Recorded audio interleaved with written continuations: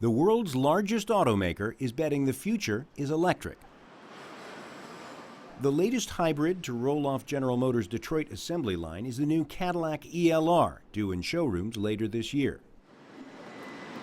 Analysts say Detroit's innovation is sparked in part by pressure from Silicon Valley, home to electric car pioneer Tesla Motors. They're all competing against Tesla because Tesla has a vehicle that gets the best range for an electric vehicle. And they are the benchmark at the moment. The next challenge for Tesla is to move into that lower range of price for a vehicle. And this is something that they're working on. That is where GM is trying to out-Tesla Tesla, with plans for a future electric car with a 300-kilometer range and a price tag of about $25,000.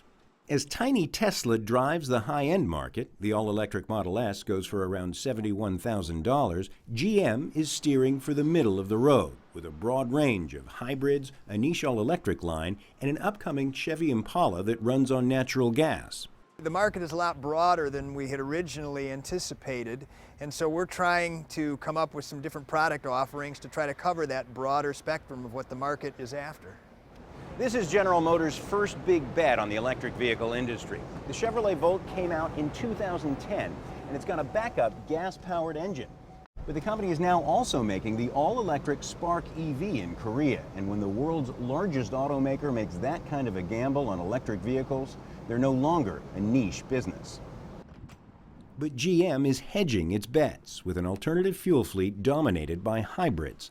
The $35,000 Volt can match Tesla's 480-kilometer range, but only with a full tank of petrol, making it 60 kilometers on electricity before the fuel-powered engine kicks in.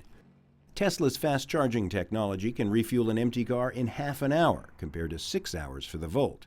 GM, with a team now studying Tesla, will offer fast charging on the Spark later this year. It's still one step behind Tesla, but analysts say for a full-line manufacturer like GM, that's just fine. They have to look at what kinds of things can they do right now, and do they need to do right now. Is it okay for them to say, well, it's okay for Tesla to take the lead? It's not like Tesla is taking all the electric vehicle sales that are out there. They're not.